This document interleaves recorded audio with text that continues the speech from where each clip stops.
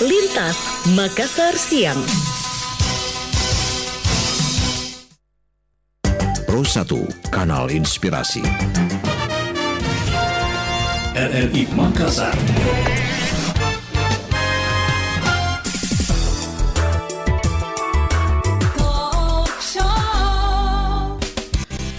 Selamat siang, Assalamualaikum warahmatullahi wabarakatuh. Kita berjumpa kembali di siaran talk show kita untuk edisi hari Jumat 25 Juni 2021, episode ke-12 ini. Kerjasama dengan Palang Merah Indonesia, IFRC dan juga RRI Makassar ya. Di studio saat ini sudah hadir Kepala Dinas Komunikasi dan Informatika Provinsi Sulawesi Selatan, Pak Amson Padola Esos MSI. Selamat siang Pak Amson. Selamat siang Ade Emi. Saya panggil kakak aja ya Kak Amson ya. Oke. Dan juga ada Pak M. Serahlin ya, Rifait SIKOM ya. Benar Pak? Benar. Serahlin ya saya panggilnya. Serahlin. Lebih enak Serahlin atau Rifait ini Pak? Biasanya kalau di lapangan biasa dipanggil Lin aja. Lin ya? Oke. Kak Lin ya saya panggil ya. Lebih akrab kita ya. Oke. Baik, untuk hari ini kita membahas tentang peran media di masa pandemi. Nah, sebelum kita membahas tentang bagaimana peran media di masa pandemi, saya mau ke Pak Serahlin dulu ini, Koordinator Liputan Berita News ya. Oke, peran media itu sampai saat ini dari awal sampai sekarang itu seperti apa sih sebenarnya Pak? Oke, Assalamualaikum warahmatullahi wabarakatuh. Selamat siang pemirsa dimanapun Anda berada pada siang hari ini. Nah, setelah pandemi datang di Indonesia, tentu ini adalah kabar yang memberikan pengaruh besar di kalangan masyarakat ya. Bukan hanya di masyarakat, tapi di kalangan teman-teman jurnalis ataupun media yang ada di Indonesia. Peran media itu sangat penting sejak awal. Bagaimana sih para media itu memberikan edukasi, memberikan informasi yang bukan hoax ya, memberikan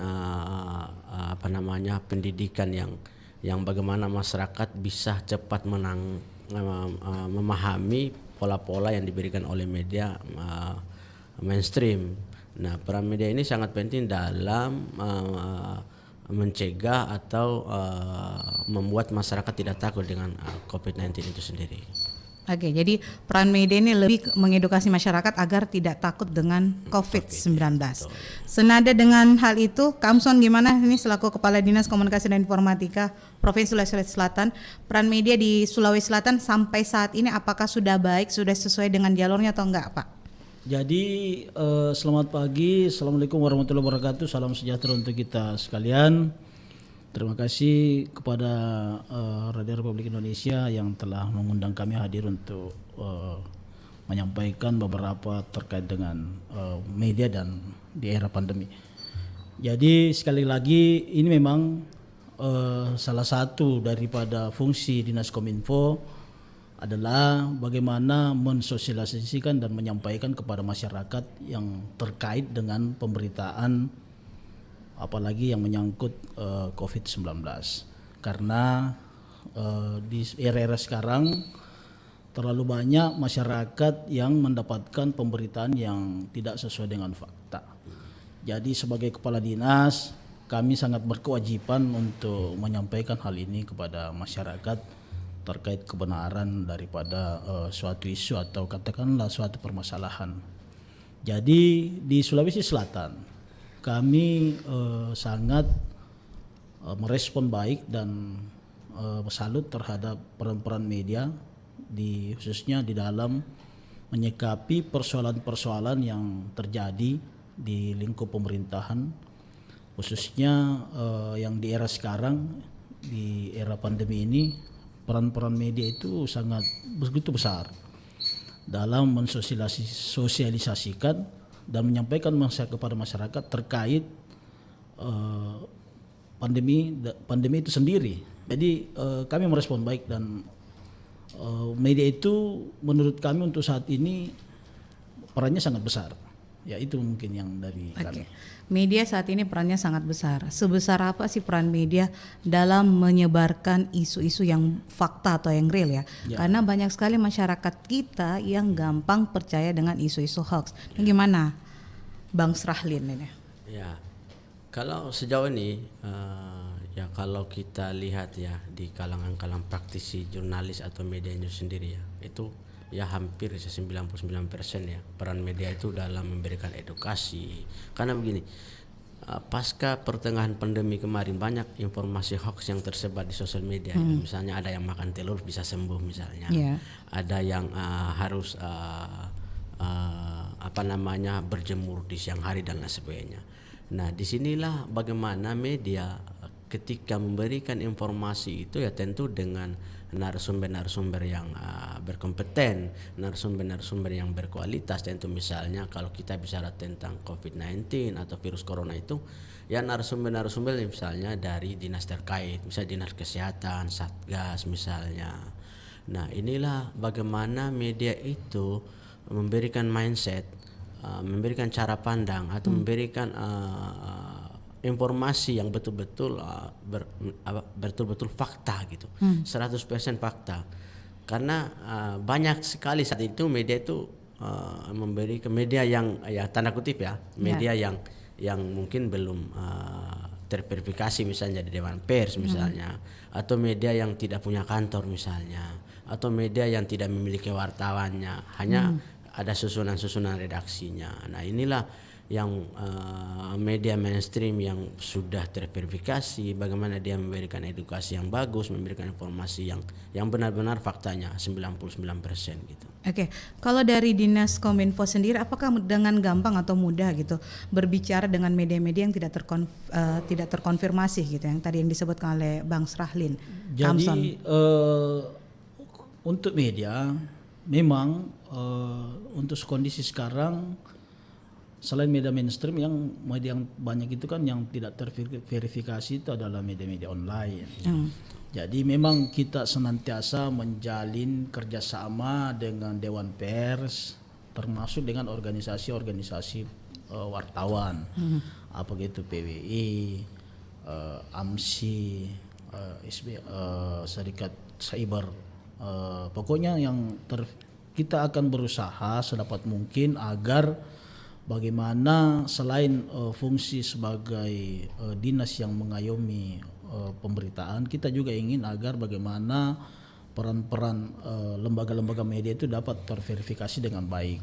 Makanya kami akan berusaha bekerja sama dengan lembaga-lembaga media ini, organisasi media ini, agar ke depan bisa terverifikasi, sehingga kompetensi setiap wartawan itu akan meningkat, dan yang ujungnya juga akan membuat pemberitaan itu lebih positif, khususnya terkait dengan pemberitaan terkait pemerintahan dan pembangunan di Sulawesi Selatan.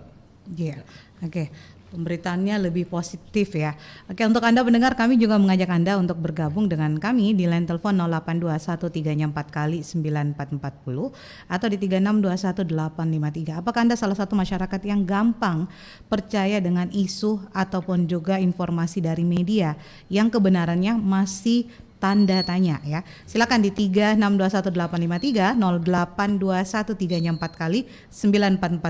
Anda juga bisa langsung berkomentar melalui akun Facebooknya RRI Pro 1 Makassar, karena kami sekarang sementara live ini, dan boleh berkomentar langsung ya di akun Facebooknya @pro1 RRI Makassar. Saya balik lagi ke Bang Srahlin ini. Sebelum lebih jauh ini Bang, bagaimana sih sebenarnya pengalaman Anda pribadi ini ketika bertugas untuk memberikan informasi selama pandemi gitu? Ada kesulitan?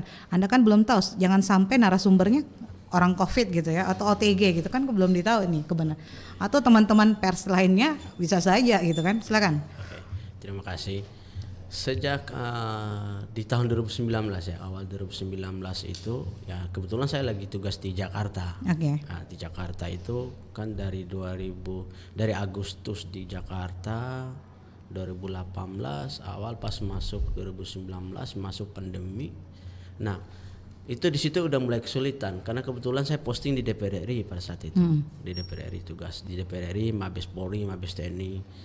Nah, di Jakarta itu masuk pandemi, ketatnya bukan main pada saat awal-awal itu, karena pemerintah DKI Jakarta itu betul-betul yang kalau dipikir ya mereka yang paling ketat dari awal ya, karena masuknya orang luar dan sebagainya kan ada di Jakarta misalnya.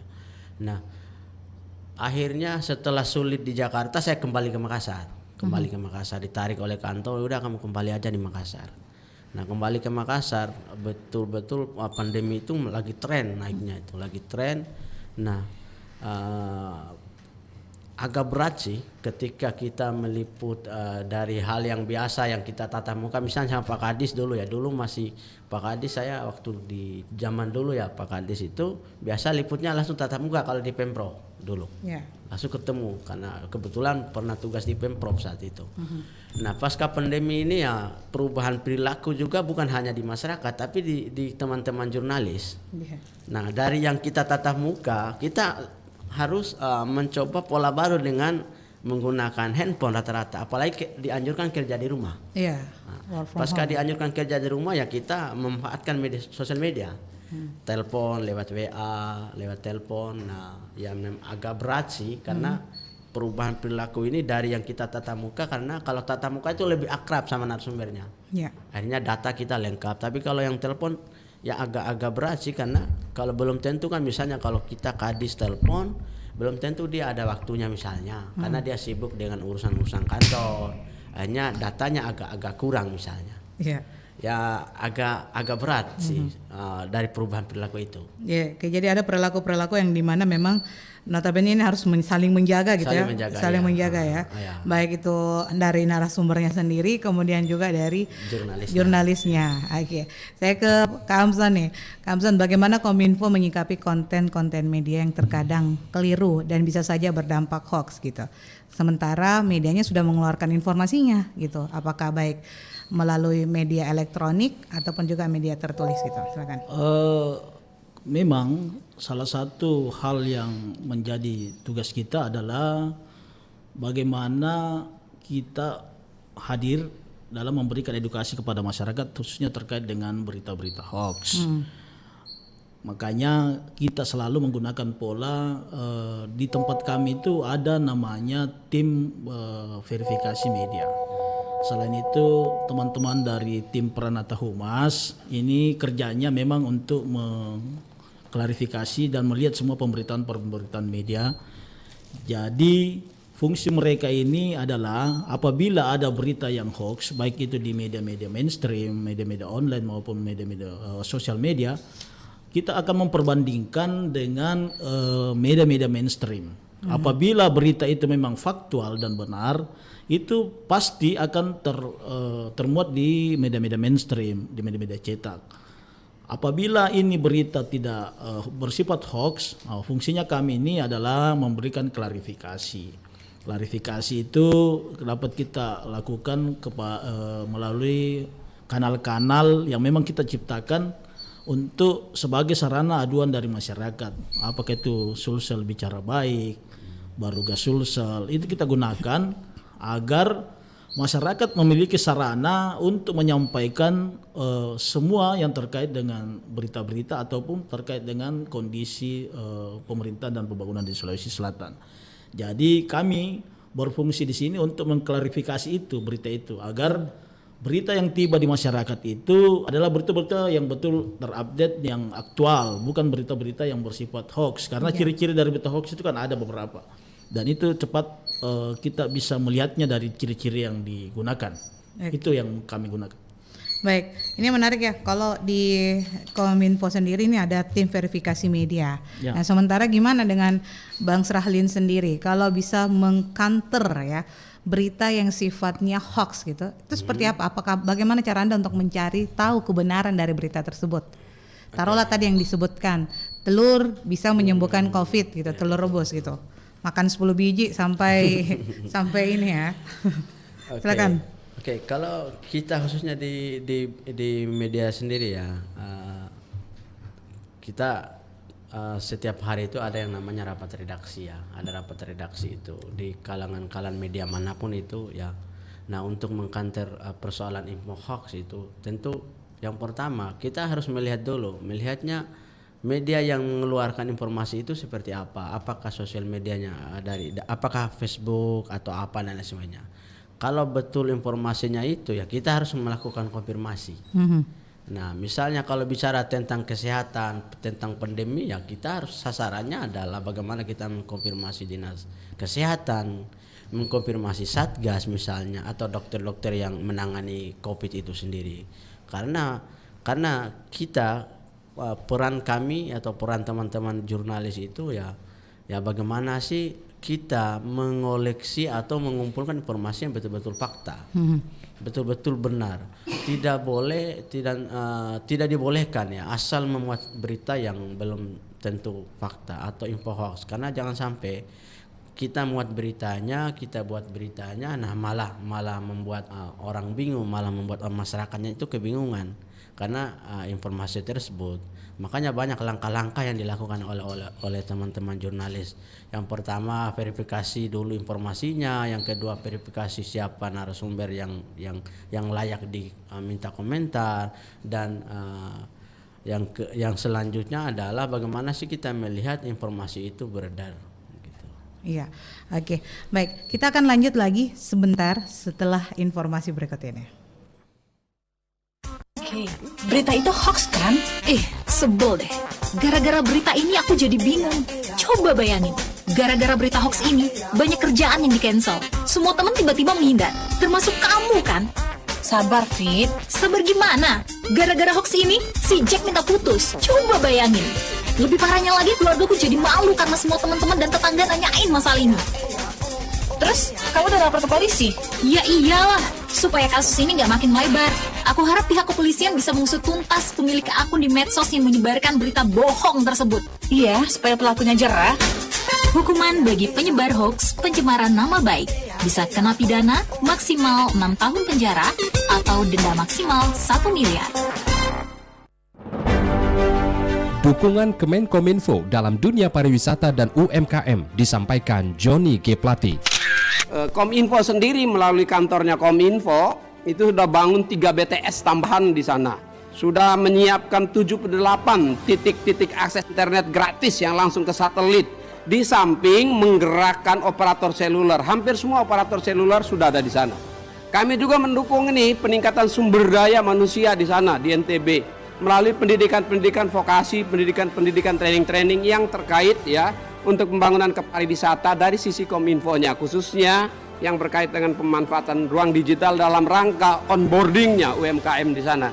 Dan secara khusus ya, saya juga mau buktikan betapa hebatnya local excellence yang ada di NTB. Saya pakai ya tenunan hasil karya yang ada di NTB.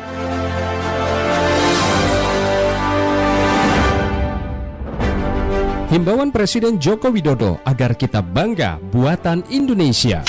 Saya bersyukur negara dan bangsa kita memiliki banyak produk-produk yang berkualitas yang kita hasilkan, yang lahir dari tangan saudara-saudara kita yang memiliki talenta yang hebat. Produk-produk industri kreatif kita bagus-bagus, desain dan kualitasnya tidak kalah dengan produk-produk luar negeri yang dihasilkan oleh para industri rumahan kita, para petani kita, para nelayan kita. Produk-produk ini harus menjadi kebanggaan kita dengan belanja di usaha kecil, dengan membeli karya-karya dan produk-produk Indonesia. Pro 1, Kanal Inspirasi. RRI Makassar.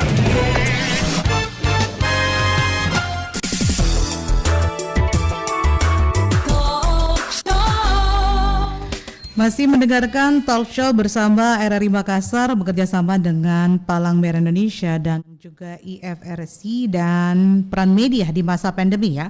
Narasumber kami ada Pak Amson Padola Esos MSI, Kepala Dinas Komunikasi dan Informatika Provinsi Sulawesi Selatan, serta Pak M. Srahlin Srifait SIKOM, Korlip Koordinator Liputan Berita News ya. Saya balik lagi ke Bang Srahlin ini. Bang, kalau melihat perilaku masyarakat kita yang sedikit-sedikit mencari informasi tentang pandemi COVID-19 gitu ya, tanpa menyalur apakah informasi ini benar, tidak gitu ya. Mereka nggak peduli, yang penting mereka dapat informasi yang banyak tentang pandemi COVID-19. Ini gimana peran dari media untuk memproses perilaku-perilaku seperti ini di tengah masyarakat? Dan ini perilaku yang habit banget, Ya, oke. sering sekali kita dapati. Oke. Memang sih, termasuk saya pribadi ya. Kadang kita mendapat informasi itu khususnya di sosial media ya. Ya, benar. Ya, di sosial media itu informasinya begitu cepat, kayak kilat gitu, cepat banget. Jadi dikonsumsi oleh masyarakat itu sangat cepat. Baru diklik, udah disebar kemana-mana. Nah inilah yang membuat kita itu, membuat masyarakat itu cepat mendapat informasi. Padahal informasi itu belum tentu benar. Nah salah satu cara yang dilakukan oleh di media mainstream ya, nah tentu mengkanter dengan informasi-informasi yang kredibel, informasi-informasi yang memiliki fakta kebenarannya. Misalnya kita minta komentarnya dokternya, minta komentar pemerintah terkait soal informasi-informasi yang tersebar. Terus yang pertama, terus yang kedua ya secara pribadi ya dan secara sebagai profesi ya meminta kepada masyarakat itu jangan cepat percaya dengan informasi-informasi yang tersebar di sosial media. Gimana caranya buat mereka jangan mudah percaya sementara itu sudah ada di ujung jari mereka gitu ya. Nah disinilah tugas perannya media mainstream. Perannya media mainstream itu bagaimana mengoleksi informasi-informasi, memberikan edukasi ya, memberikan informasi yang benar-benar ada.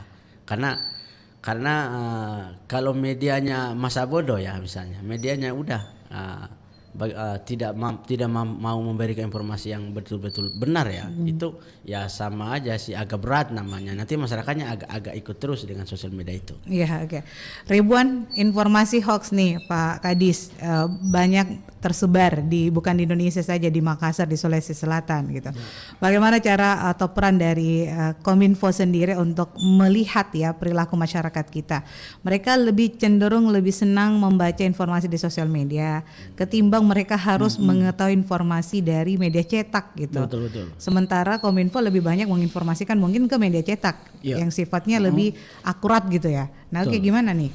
Jadi perlu kami sampaikan bahwa khusus untuk media sosial itu tidak bisa kita juga jadikan acuan dalam mencari suatu pemberitaan. Karena yang patut kita ingat bersama bahwa media sosial itu dikendalikan secara personal. Jadi saya punya media sosial, saya kendalikan secara personal. Jadi kebenaran dari suatu media sosial itu masih belum kita uji. Tapi bukan berarti bahwa kita alergi terhadap media sosial. Media sosial yang dikeluarkan oleh lembaga-lembaga kredibel dan katakanlah lembaga-lembaga pemerintah itu sifatnya pasti bersifat katakanlah media yang patut kita percaya kebenarannya. Jadi untuk itu kami senantiasa menyarankan untuk teman-teman, makanya kemarin kami bekerja sama dengan Badan Cyber Sandi Negara melakukan literasi digitalisasi. Salah satu di dalamnya bagaimana mengajak kaum muda agar cerdas di dalam menggunakan media sosial, cerdas dalam melihat media sosial. Itu salah satu upaya yang kami lakukan. Yang kedua, untuk berita-berita hoax ini, apalagi yang terkait COVID-19, COVID-19, ini merupakan sesuatu memang yang sejak adanya COVID ini sangat menjamur. Bahkan jejak digital yang lalu itu bisa dijadikan kembali sebagai berita yang bagus untuk di-upload ke media sosial. Contoh seperti kasus yang dimana pesantren itu ada yang kejang-kejang, itu terjadi 5 tahun yang lalu. Tetapi orang munculkan kembali bahwa ini karena vaksinasi gitu kan. Inilah fungsi-fungsi kita, bagaimana kita mencari kebenaran ini.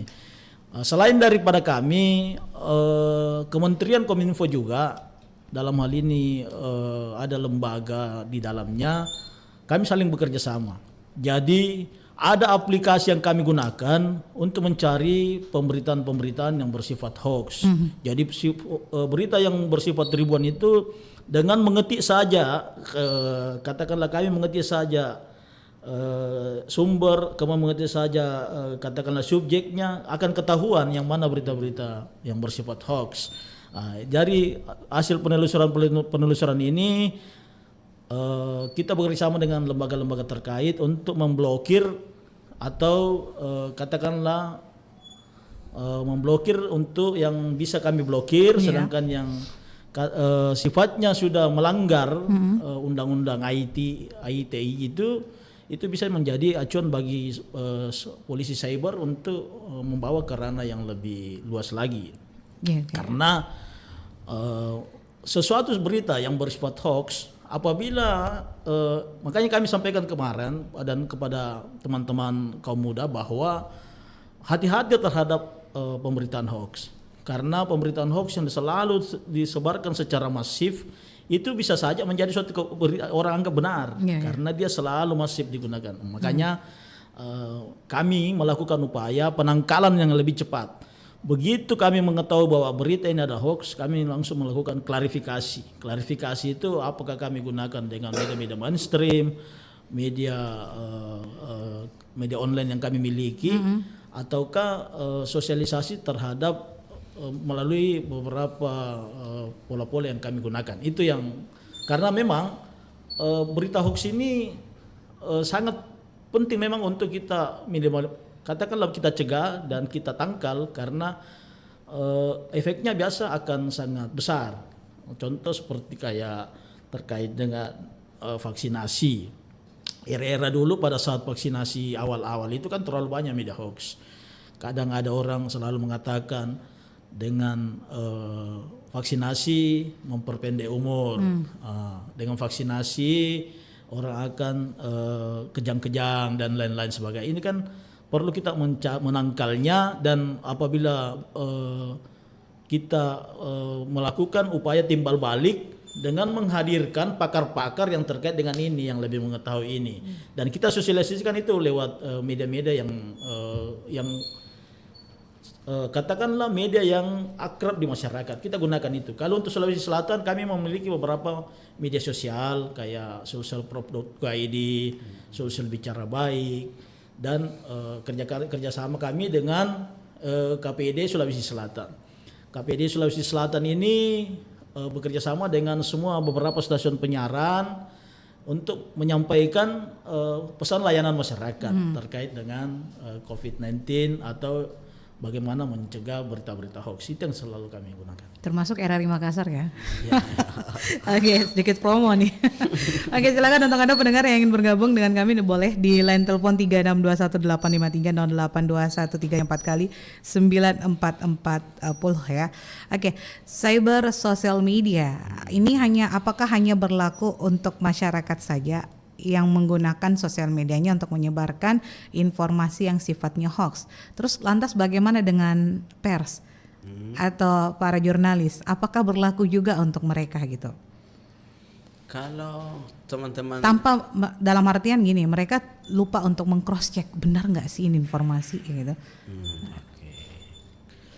Kalau sejauh ini ya Kak, sejauh ini itu kalau di kalangan jurnalis ya biasanya jarang sih, malah nggak pernah. Kalau khusus di Makassar ya, di Makassar Sulawesi Selatan itu ya jarang lah terjadinya teman-teman itu menyebarluaskan ya, menyebarluaskan itu informasi-informasi yang hoax, terutama soal COVID-19 misalnya. Nah soal COVID ini ya hampir kalau kita lihat itu tidak pernah dan tidak ada lah, malah paling kalau di kalangan jurnalis itu yang memiliki sosial media itu ya hanya menyebarkan informasi-informasi link beritanya misalnya, itu yang kebenarannya ada hasil dari liputannya, wawancara si A misalnya, si B atau wawancara Pak Kadis mungkin dan lain sebagainya. Kalau dari sudut pandang saya sih selama ini sejauh ini ya melihat perkembangan dari adanya COVID sampai saat ini yang nggak ada sih. Oke, baik. Apakah media juga melakukan framing dan agenda yang berbasis pada pemulihan selama adaptasi kebiasaan baru ini? Oke, nah sejak pandemi ada di Indonesia ya media juga punya pola, punya cara untuk framing itu.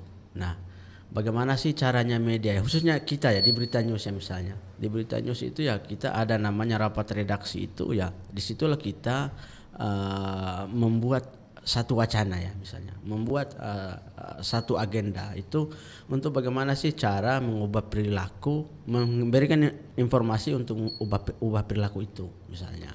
Nah dengan agenda-agenda itu misalnya seperti bagaimana sosialisasi menggunakan masker, bagaimana sosialisasi jaga jarak, cuci tangan dan lain sebagainya, itu tetap ada, dan itu saya rasa kalau di redaksi kita itu ya wajib untuk lakukan itu. Malah setiap hari itu dari tahun 2020 ya, tahun 2020 di bulan 78 sampai dilanjut sekarang itu ya kita setiap hari ada pemberitaan tentang COVID, bagaimana cara mencegah COVID, penyebaran COVID. Malah sebelum saya datang di sini, sebelum datang diskusi itu saya membuat satu berita yang tentang menjaga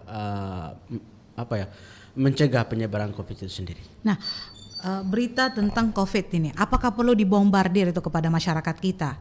Bukannya kalau masyarakat selalu terinfluence dengan berita COVID, itu mereka akan menjadi lebih takut gitu ya, lebih paranoid gitu, lebih parno mereka. Itu gimana? Nah, disitulah perannya jurnalis, perannya media ya, dalam memberikan informasi itu ya informasi yang di publik itu yang betul-betul yang memiliki sisi positifnya yang tinggi gitu. Bahkan 100% itu ya memiliki pengaruh terhadap bagaimana cara mengubah mindset, mengubah perilaku masyarakat misalnya. Yang dulu masyarakat kan jarang pakai masker ya. Masyarakat dulu kan ya hampir tidak ada lah, 1-2 orang, malah paling kalau kita lihat yang pakai masker rata-rata perempuan misalnya ya. Kalau dulu ya karena debu dan lain sebagainya. Tapi sekarang melalui pemberitaan kita menyampaikan, memberikan edukasi, memberikan informasi bahwa ya kalau keluar ya harus pakai masker misalnya. Nah, saya rasa itu ya sangat penting sih bagaimana kita mengedukasi. Oke. Mengedukasi masyarakat nih, Kak Amson. Kalau dari mata Kominfo sendiri, apakah edukasi masyarakat sampai saat ini yang sudah dilakukan oleh Kominfo itu sudah cukup? Dulunya saya tahunya itu Kominfo itu sering ada yang jalan naik mobil terus teriak-teriak pakai apa? Dulunya ya. Mohon maaf kalau saya salah ya, tapi memang benar ya. Dulunya gitu ya. Tapi sekarang mungkin sudah lebih canggih ya. Kayaknya ada pendengar kita yang mau gabung nih, tapi nggak apa-apa. Lanjut dulu Kak Amson. Jadi pemberitaan yang edukasi terhadap masyarakat itu tidak pernah ada kata bahwa sudah selesai. Sepanjang pemerintahan pembangunan ini ada, itu tetap kita. Jadi walaupun nanti pandemi ini sudah berakhir, kita tetap akan senantiasa mengedukasi dan menyampaikan ke masyarakat terkait dengan program-program pemerintah, baik itu pemerintah menyangkut pemerintahan, pembangunan dan lain-lain, ataupun sosial masyarakat. Tetapi khusus untuk di era pandemi ini kami selalu lebih masifkan lagi. Jadi kami bekerja sama dengan pihak-pihak terkait agar pemberitaan-pemberitaan seperti ini, bagaimana pola adaptasi baru, bagaimana masyarakat menyikapi kondisi-kondisi pandemi itu, bagaimana pola hidup itu senantiasa kita lebih masifkan. Tidak ada kata bahwa kita akan lengah, karena kita tidak akan pernah tahu bahwa kapan pandemi ini selesai. Kapan pandemi selesai, apalagi dengan berubahnya virus-virus ini bermutasi menjadi beberapa jenis yang baru. Jadi kita senantiasa mengedukasi masyarakat. Pola-pola yang kami gunakan itu memang selain dengan menggunakan media-media mainstream, media yang lain, ada kami melakukan dengan cara melakukan penyampaian informasi itu kepada masyarakat melalui tokoh-tokoh agama. Tapi itu kami bekerja sama dengan pemerintah kota, pemerintah kabupaten kota. Bagaimana agar penyampaian informasi ini tiba ke masyarakat sampai lapisan bawah. Karena yang patut kita ingat bahwa tidak semua masyarakat itu memiliki media-media sosial, Nggak semua punya gadget ya? Nggak semua mendengarkan televisi, radio gitu kan. Nah, inilah fungsinya kita bagaimana menggunakan tokoh-tokoh masyarakat yang ada di kabupaten kota, di pedesaan-pedesaan itu untuk menyampaikan kepada masyarakat, karena itu yang biasa lebih didengar. Contoh pada saat di masjid-masjid ada penyampaian daripada tokoh-tokoh agama sebelum memulai sholat. Begitupun kalau di gereja-gereja, bagaimana para pendeta menyampaikan kepada jemaat sebelum pada saat kebaktian. Karena ini penting karena pandemi ini tidak kita tahu kapan berakhir. Kalau bukan dari kita, siapa lagi? Nah, gitu. Oke, baik. Saya ke Bang Srahlin ini, melihat bahwa tadi ya dengan apa yang dilakukan oleh Kominfo sendiri, pendekatannya lebih ke manusiawi itu dengan dari mulut, penyampaiannya dari mulut ke mulut ya. Mungkin caranya konvensional atau tradisional gitu ya, tapi tidak masalah sama sekali karena tidak semua sosial media, akun media itu bisa diakses. Untuk gimana dengan mereka yang usianya sudah lanjut usia, kemudian mereka yang tidak tahu membaca atau mereka yang tidak tahu menggunakan handphone gitu ya. Nah, lantas gimana tantangannya ini orang media sendiri untuk mereka atau masyarakat yang seperti ini? Yang saya katakan bukan primitif ya, tetapi masyarakat yang lebih senang dengan zona-zona seperti itu. Ya kalau kita lihat ya, kalau itu saya rasa tantangannya sangat besar ya. Apalagi misalnya orang yang tidak menggunakan HP ya, apalagi atau misalnya tidak pernah nonton TV misalnya, atau tidak pernah membaca. Saya rasa ini tantangannya agak besar bagi teman-teman yang berperan di media ya misalnya. Nah, lalu bagaimana sih caranya kita mengedukasi mereka gitu. Nah, kalau cara yang dilakukan oleh teman-teman media ya mungkin tidak langsung ke personnya misalnya, tapi mungkin langsung memberikan informasinya melalui misalnya sosial media. Kan biasa media punya sosial media juga ya. Ada akun Instagramnya, ada akun Facebooknya, melalui ya sosial media terkait pemberita yang sudah didapat itu lewat kolega-koleganya, keluarga-keluarganya misalnya. Karena untuk kita mendekati semua atau keseluruhan orang-orang yang seperti tadi misalnya itu agak berat. Apalagi tinggal di pelosok-pelosok yang tidak pakai HP ya. Betul.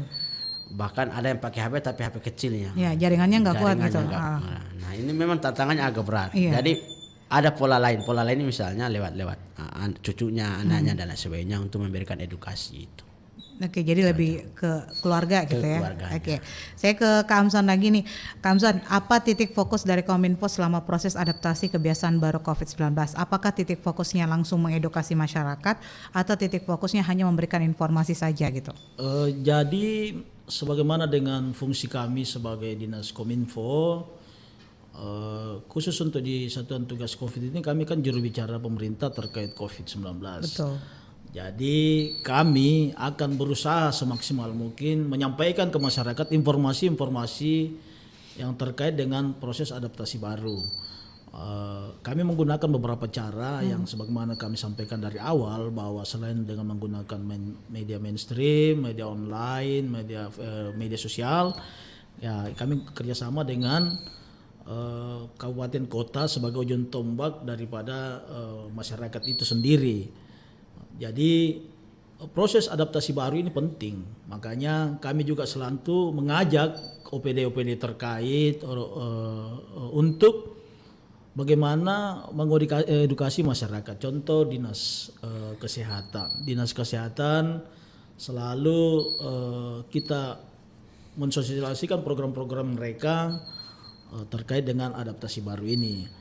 Bagaimana tetap 3M, penggunaan masker, menjaga jarak dan cuci tangan. Selain itu, begitu pula dengan bagaimana kita mengajak Persatuan Hotel Restoran melalui Dinas Pariwisata agar lebih memaksimalkan proses mengedukasi masyarakat pada saat penggunaan hotel tersebut. Karena sekarang kan hampir marak lagi kembali penggunaan restoran dan hotel. Bagaimana tetap menggunakan menjaga jarak pada saat ada proses acara dan kegiatan. Dan kami sangat salut dengan pemerintah kota yang langsung tanggap terhadap ini dengan bagaimana mengeluarkan surat edaran agar hotel-hotel dan restoran itu 25% dari kapasitas yang digunakan. Karena kita tidak tahu ini kapan pandemi ini selesai. Jadi memang perlu adaptasi baru ini. Adaptasi baru ini membiasakan kembali pola-pola kita yang selama ini jarang kita gunakan itu ya terpaksa kita. Contoh begini, kalau dulu kita pasti salaman dengan orang, cium tangan, cipika-cipik itu kan sudah tidak dibolehkan, tidak dibolehkan katakan. Nah, itu kan tidak bolehkan. Nah, bagaimana kita mengedukasi masyarakat bahwa ini harus tetap kita gunakan sepanjang pandemi ini belum berakhir. Nah, itu. Oke, Kamson, saya balik lagi nih, karena masyarakat sekarang di tahun ini 2021 kadang mereka lebih banyak tidak percaya lagi dengan COVID. Sambil contoh ya, saya jalan ke Pasar Senggol nih. Betul. Udah nggak pernah ada yang pakai masker nih. Kemudian kalau kita berbicara COVID, mereka bilang apa itu COVID itu? Betul. COVID hanya ada di Jakarta, Bogor, dan Bandung gitu. Di Makassar tidak ada, Ji. Betul sekali. Ini bagaimana ini pola pikir masyarakat sekarang sudah jenuh. Saya bilang jenuh ya. Mereka sudah jenuh dengan informasi tentang COVID-19. Ya, betul tantangannya sekali. luar biasa. Silakan. Ya, jadi memang mungkin karena mereka merasa terlalu lama, akhirnya ada kejenuhan tersendiri di masyarakat ya. Dan memang kadang ada paradigma pikiran masyarakat itu yang memang sedikit katakanlah agak bebal. Jangankan sekarang, dulu saja pada saat COVID masih ganas-ganasnya, ada saja masyarakat yang mengambil jenazah yang sudah pasti terpapar COVID, ya. Memang ada kalangan-kalangan ini, orang seperti ini yang memang memerlukan pendekatan khusus. Pendekatan khusus itu ya kita melakukan pendekatan secara masif, pendekatan kemasyarakatan. Kalau memang tidak bisa digunakan ya di sinilah fungsinya pihak aparat penegak hukum, ya.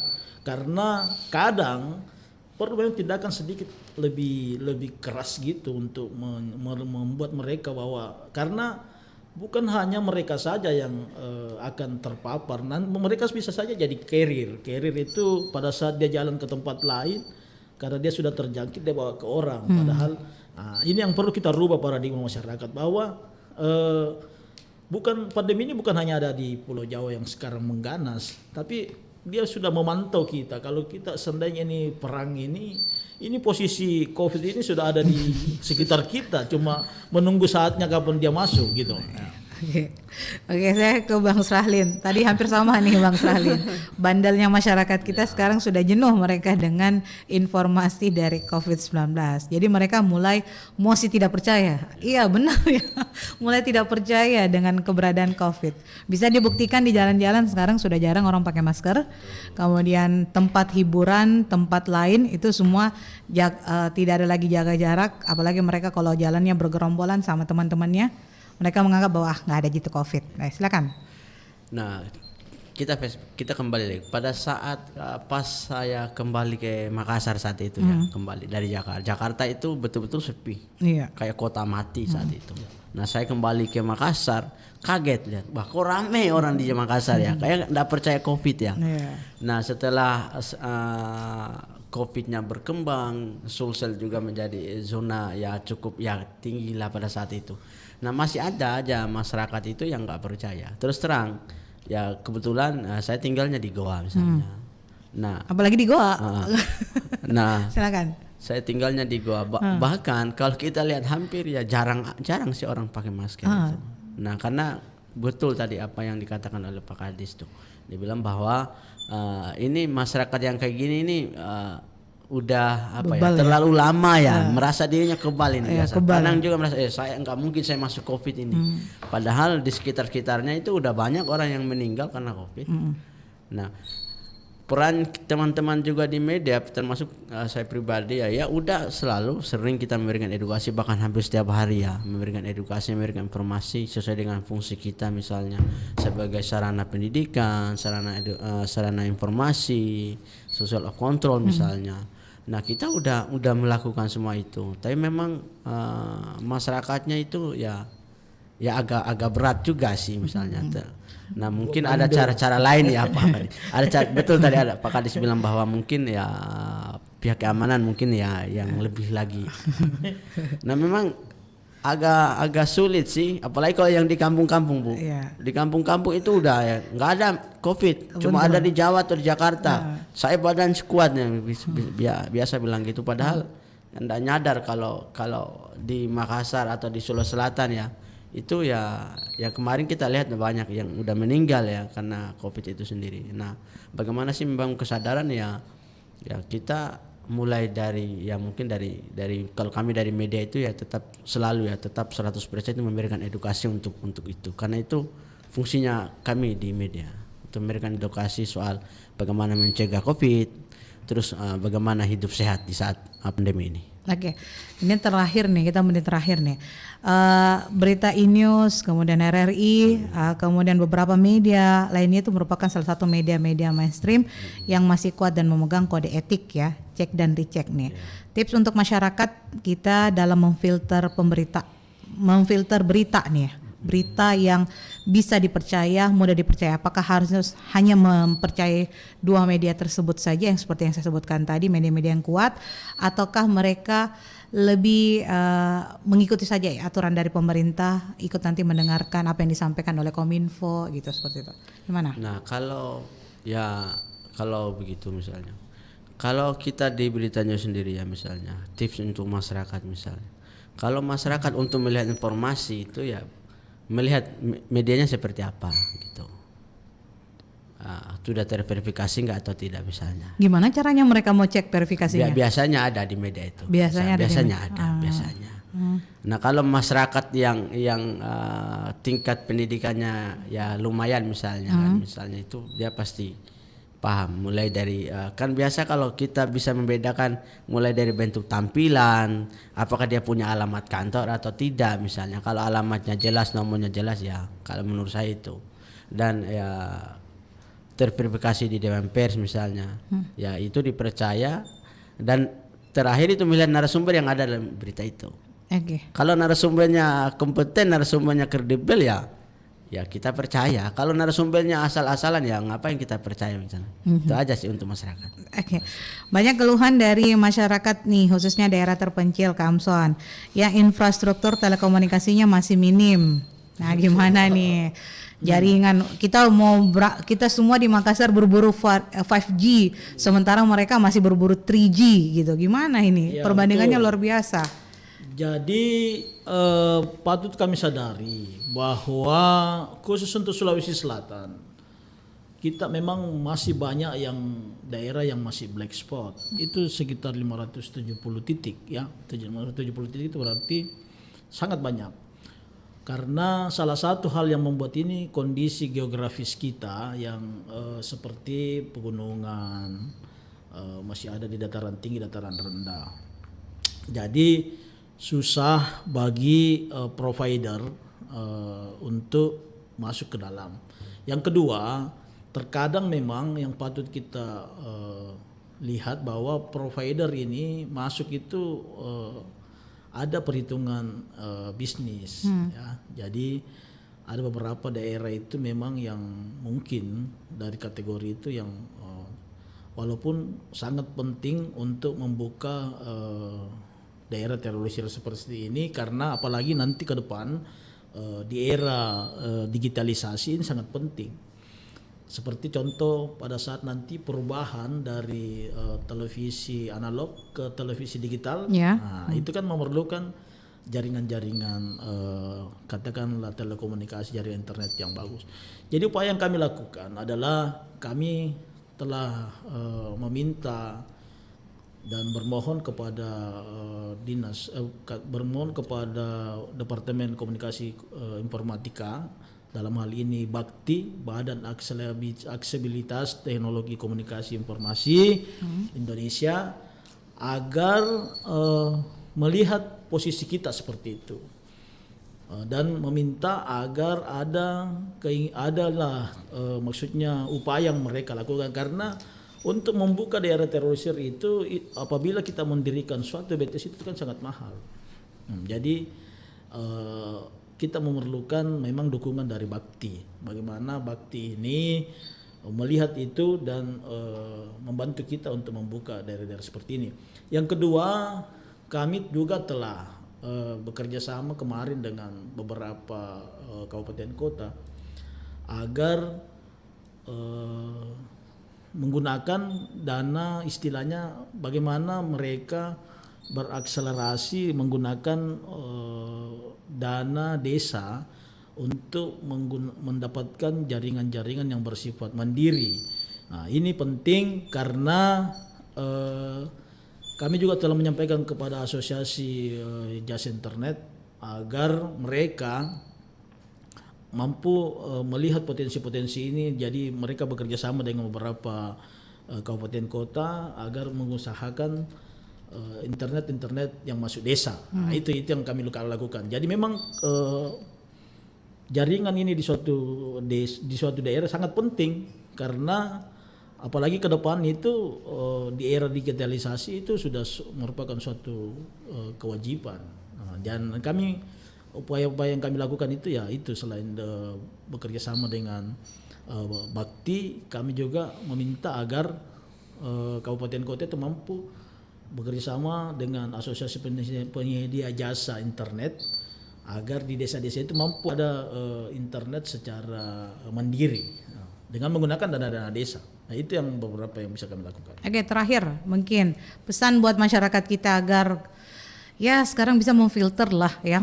Setelah mendengarkan informasi ini, kita mengharapkan bahwa masyarakat bisa memfilter informasi apalagi di masa pandemi saat ini. Pesan singkat aja Kak Amson.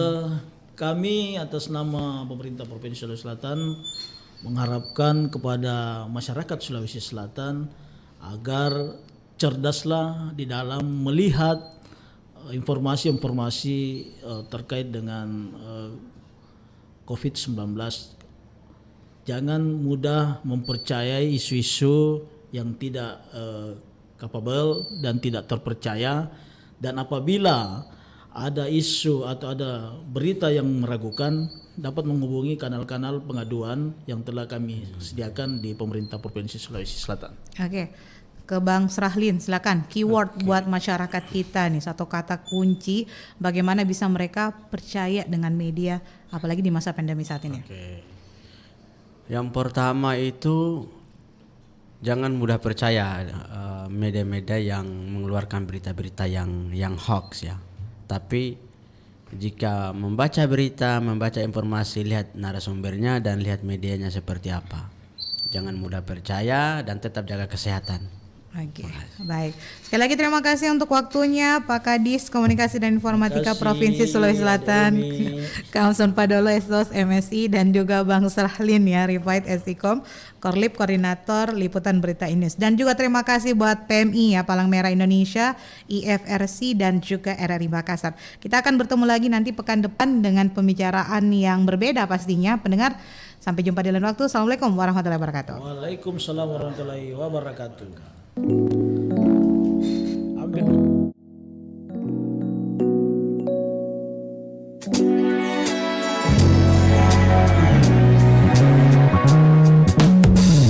Kisah cintaku dan kamu tak menghilang namun juga tak melaju. Kau buat diriku hidup dalam angan semu. Kau tak padamkan harapan, tapi cinta tak juga kau katakan. Oh.